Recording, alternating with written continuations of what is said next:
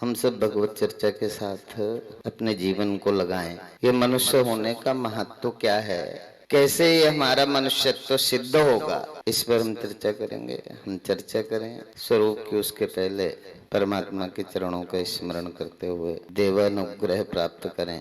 श्री राम जय राम जय जय राम, श्री राम जय राम जय जय राम, श्री राम जय जय राम। सच्चिदानंद भगवान की व्यासपीठ के सम्मुख विराजमान भगवत गुणानुवाद के रसिक श्रोता समाज के हृदय में सूक्ष्मति सूक्ष्म रूप से विराजमान परमपिता परमात्मा की उस पवित्र स्मृति को प्रणाम करते हुए, वो भाग्यशाली हैं जिनके जीवन में कोई गुरु होता है। गुरु कोई देह नहीं है। गु माने अंधकार, रु माने प्रकाश, जो अंधकार से प्रकाश की ओर ले जाता है। तमसो मा ज्योतिर्गमय, जो जेब का पैसा ले जाता है उसको किसी शास्त्र ने गुरु नहीं कहा। जिसकी वाणी से हमारे मन के सत्संग, इसलिए इसका नाम बड़ा सुंदर रखा, सत्संग। सत्संग में बैठने का मतलब जो अंतर का संशय विपर्य रहित बोध को जन्म होता है, वहाँ वो बोध प्रकट होता है जहाँ कोई कंफ्यूजन नहीं है। और यह चीज केवल मनुष्य को मिली है। भगवान शंकराचार्य कहते हैं दुर्लभम त्रयमय देवानुग्रह। तीन चीजें संसार में दुर्लभ हैं। हमें कभी लगी हैं, नहीं लगी, क्योंकि हम तो एक्सीडेंटली आ गए हैं, हमें पूर्व का कुछ भी स्मरण में नहीं। पर बिना पूर्व के कमाई के हम मनुष्य तो नहीं बन सकते। हमारी पूर्व की कोई सदकमाई है, शुभ कर्म है, जिनके कारण हमें यह मनुष्य जीवन मिला है। दुर्लभम त्रयमय देवानुग्रह हेतुकम मुमुक्षुत्वम मनुष्यत्वम। मनुष्य होना ही काफी नहीं, मनुष्य हो गए हो और वो भाग्यशाली हैं जो मनुष्य तो हो गए, पर मनुष्य होकर संसार में नहीं, जगत में नहीं, अपने चित्त को जगदीश को समर्पित करते हैं। मुमुक्षुत्वम महापुरुष संश्रया। महापुरुष का संश्रय का क्या अर्थ है? बोले देवानुग्रह हेतुकम, जिस पर परमात्मा कृपा करते हैं उसे सदगुरु से मिला देते हैं। परमात्मा की कृपा है सदगुरु का मिलना। इसलिए गुरुर ब्रह्मा गुरुर विष्णु गुरुर्देव महेश्वरा गुरुर साक्षात परब्रह्म तस्मै श्री गुरवे नमः। हमारे जीवन में गुरु का इतना बड़ा महत्व। तो गुरु जीवन है। जन्म तो माँ बाप देते हैं, पर यदि जन्म के बाद जीवन खोजना है तो गुरुदेव के चरणों में आओ। गुरुदेव क्या करते हैं? बोले गुरुदेव जीवन देते हैं, माँ बाप जन्म देते हैं। जन्म लेना भाग्य की बात है। जन्म लेना, मानस में कहा ना, बड़े भाग्य मानुष तन पावा, सुर दुर्लभ सद ग्रंथ निगावा। एक दो थोड़ी, सद ग्रंथ, जितने भी अच्छे ग्रंथ हैं, जो भी आचार्यों की दृष्टि में आया सद ग्रंथन। हमारे हिंदू वैदिक सनातन धर्म के सभी ग्रंथों ने इस मनुष्य शरीर की महिमा गाई। तो जीवन मिलना भाग्य की बात है, मृत्यु होना समय की बात है, पर मृत्यु के बाद लोगों के हृदय में अपनी यादों को जिंदा रखना, ये तो सिर्फ अपने कर्मों की बात है। हम अपने अच्छे कर्म से किसके हृदय में कैसे, पर हम सब जीवित रहना चाहते हैं, हम सब जीवन को खोज रहे हैं, पर हमारी जो सुखेच्छा है, सुख के कारण हम इधर उधर भटक जाते हैं। हमारा गोल क्या है, हमारा एम क्या है? हम सारा सब कुछ करते हुए हमारा लक्ष्य जो है ना, वो सुख है, और सुख स्वरूप भगवान है। सच्चिदानंद रूपाय विश्वोत्पत्त्यादि हेतवे तापत्रय विनाशाय श्री कृष्ण है। अर्थात कोई यदि सुख का स्वरूप है तो परमात्मा के स्वरूप का अपरोक्ष होना। यदि आप सचमुच सुखी होना चाहते हैं तो सदगुरु की सन्निधि में सत्संग में बैठ करके परमात्मा के स्वरूप के अपरोक्ष को, जिस दिन हमारी बुद्धि ये प्रज्ञा प्राप्त होगी, उस दिन हमारे जीवन से समूल दुखों का नाश हो जाएगा। समूल दुखों का, जैसे पाप के नाश के लिए भगवान शंकराचार्य कहते हैं क्षणम ब्रह्म हमस्मीति या कुर्यादा आत्मचिंतनम। चाहे पापों का आपने पहाड़ लगा दिया है, अंबार लगा, मेरे पाप कर्म इतने नहीं है जो एक कमरे में बन जाए। मेरे पाप कर्म इतने हैं कि ये शिवपुरी का मैदान भी छोटा पड़ जाए, तब भी क्षणम ब्रह्मा हमस्मीति या कुर्याद आत्मचिंतनम।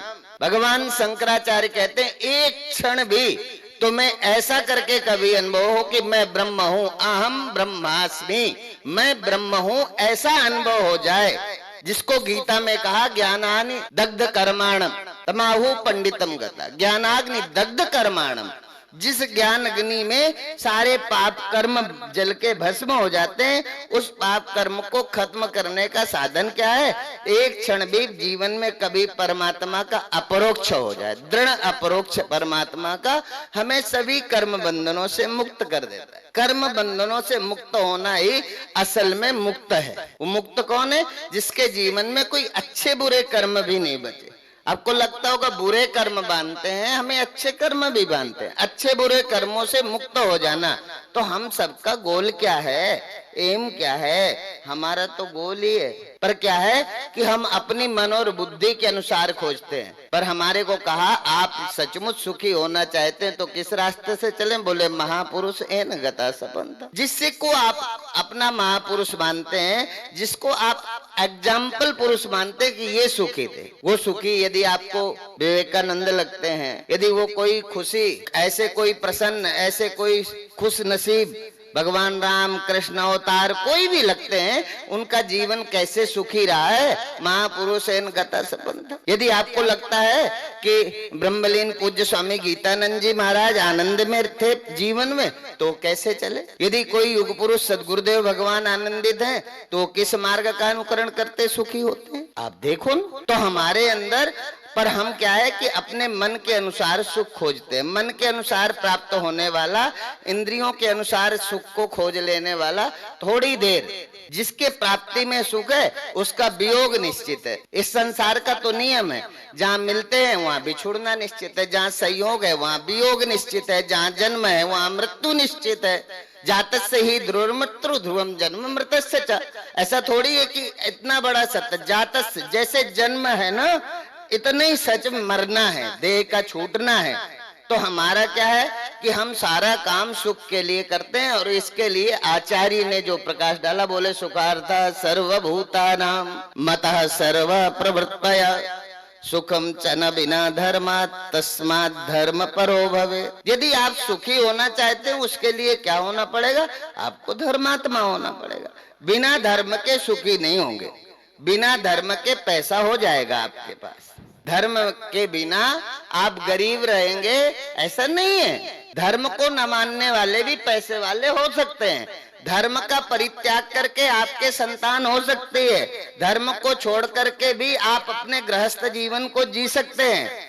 गृहस्थ होना, संतान का हो जाना, धन का प्राप्त हो जाना, ये कंडीशंस नहीं है कि आप धर्मात्मा होंगे तो ही ये सारे संसार के सुख साधन आपको उपलब्ध होंगे। संसार के सुख साधनों में जो सुख को देखते हैं, संसार के साधनों में, उन्हें बिना धर्म के भी संसार के साधन पुरुषार्थ के बल पर प्राप्त हो सकते हैं। पर सुखम च न बिना धर्मात्, ठीक है ना? तो यदि आप किसी से अच्छे से पूछोगे कि आप किसी के जीवन के विषय में पूछो कि आप नौकरी क्यों करते हो, किसी से पूछो आप महात्मा क्यों बने, किसी से पूछो आप गृहस्थ क्यों रहे, आप किसी से पूछो आप ब्रह्मचर्य की दीक्षा आपने क्यों धारण की। और तो छोड़ो, यदि किसी जेब कतरे से भी पूछेंगे ना कि तूने जेब क्यों काटी है, जेब कतरा बुरा लगता है, रेपिस्ट बुरा है, बुरा लगना ही चाहिए, रेपिस्ट भी बुरा है, पर रेपिस्ट की जो है साइकोलॉजी, उसका मनोजगत को यदि आप देखेंगे तो उसके मनोजगत में सुख की अनुभूति कहीं प्राप्त करने की कामना ने ही उसे रेपिस्ट बना दिया, उसे जेब काटने के लिए मजबूर कर दिया। कोई जेब काटता है तो क्यों काटता है, कोई महात्मा बन के कथा करता है तो क्यों करता है, यदि आप किसी को दान देते हो तो क्यों देते हो। तो हमारे अंदर कहीं ना कहीं, हम सबके अंदर, ऐसा नहीं है कि नीचे बैठे वालों के अंदर कोई दूसरा चल रहा है, ऊपर जो बैठे उनको कुछ दूसरा चल रहा है, ऐसा नहीं।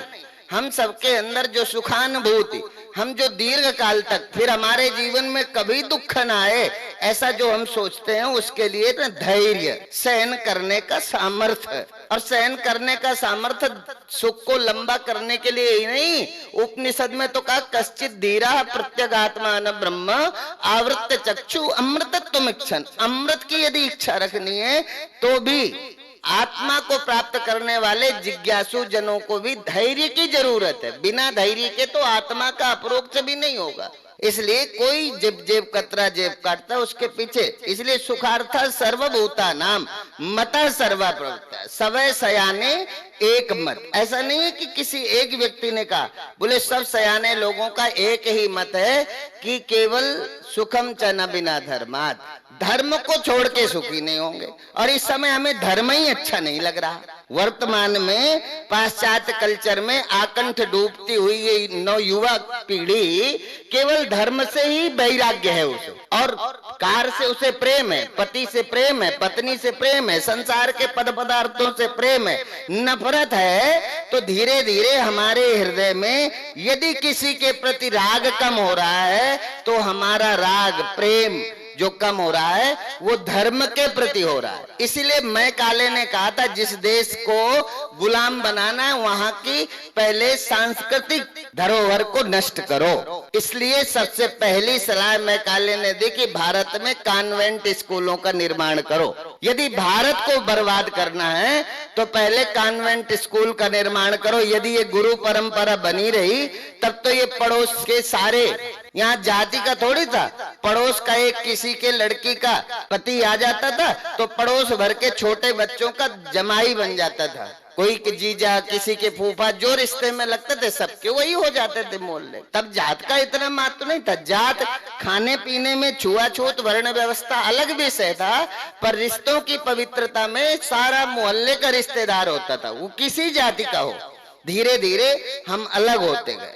इसलिए हमें सबसे पहले हमें लगता है, पर आपको नहीं पता कि हमारे जो 16 संस्कार थे जिसमें एक अंतिम संस्कार का तो जहाँ होता है वो आज हम दर्शन करके आए। तो हम ऐसे ही विनोद में कह रहे थे कि फतेहाबाद के लोग अंतिम समय भी साफ सुथरी जगह में ही जाएंगे। पर हम भाग्यशाली हैं कि हमें जो सत्संग से जोड़ता है। भाग्योदयन बहुजन्म समर्जितेन सत्संगमम चलबते पुरुषो यदावे। पर बहुत से जन्मों के पूर्ण कर्म उदय होते हैं तब सत्संग में मन लगता है। सत्संग में जब मन लगता है, जब बहुत से जन्मों के पुण्य उदय होते हैं और अपने पुण्यों के प्रभाव से ही कोई निमित्त बनता है और हम सदगुरु के समक्ष होते हैं। ठीक है ना। तो हम सदगुरु के समक्ष हैं तो ये विषय है कि हम जिस सुख की कामना के लिए हैं उसके लिए हमें धर्मात्मा होने की जरूरत है। हम धर्मात्मा बनेंगे तो सुखी होंगे। ठीक है ना। तुम्हें लगता है धर्म छोड़ के सुखी होंगे? जिन्होंने धर्म छोड़ दिया है कभी उनके विषय में देख लो। जिन्होंने धर्म छोड़ दिया है, आप बिना धर्म छोड़े पहले उनके समग्र जीवन का दर्शन करो, बाहर से नहीं अंदर से। और संसार में सुख है नहीं। जिस संसार में हम सुख की कामना करते हैं, कहीं हमने लिखा था मिरर में अर्थात आईना में मुख और संसार में सुख है। मिरर में मुख है क्या? आईना में मुख है नहीं है ना, पर दिखाई तो देता है। ऐसे आईना में मुख दिखाई देता है नहीं, ऐसे संसार में सुख दिखाई देता है नहीं। यो वही भूमा तत्सुखम, नल पे सुख मस्ती। उपनिषद में कहा यो वही भूमा तत्सुखम। भूमा में सुख है, आत्मा में सुख है, भगवान की स्मृति में सुख है। अल्प में सुख नहीं है। अल्प तो दुख देता है, अल्प ही के कारण। अल्प क्या है? संयोग अल्प है। जो मिले हैं सदा तो नहीं रहेंगे, एक दिन बिछुड़ जाएंगे। माता पिता साथ ही में आए थे कि बीच में मिले, तो जो बीच में मिले हैं वो बीच में ही तो छूटेंगे। जो कुछ भी बीच में मिला है वो बीच में छूट जाएगा। नानत्व को हमने अपना माना, ये नानत्व ही हमें दुखी करता है। इस नानत्व से हमारी बुद्धि मुक्त हो, फिर काम इसी नानत्व में हो, काम इसी संसार में करें। पर ये मेरा नहीं है, एक बार ये सत्संग से पैदा हो जाए। इसलिए सत्संग का मतलब कोई कहानी चुटकुले नहीं था। सत्संग का मतलब जहां बैठ करके हमारी बुद्धि सत्य के अपरोक्ष को प्राप्त होती है उसको हम सत्संग कहते थे। धीरे धीरे हमारा ट्रेडिशनल बन गया। अब धीरे धीरे लगा कि कथा और प्रवचन बढ़िया साधन है, तो जिसकी जरूरत नहीं थी, जिसको अधिकार नहीं था, वो भी आ गए। कथा में कहा विरक्तो वैष्णो विप्र, कथा करने वाला विरक्तो वैष्णव। हरे शिष्य धन शोक न रही, सो गुरु घोर नरक में पड़े।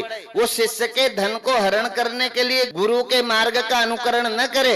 वो गुरु केवल धन कमाने के लिए नहीं बनना, वो तो इस भवाटनी में भटकते हुए मानव के पद प्रदर्शन के लिए, मार्ग उसका मार्ग प्रशस्त हो, कैसे सुखी हो, इसके लिए हम गुरु बनते हैं। इसके लिए भगवान ने गुरुओं को जिम्मेदारी दी कि जब मनुष्य करते करते संसार में थक जाए, जब कहीं भी उसे विश्राम न मिले, तब आप अपनी समझ के द्वारा उसे सुखी करो। ये भगवान ने गुरुओं को ड्यूटी दी।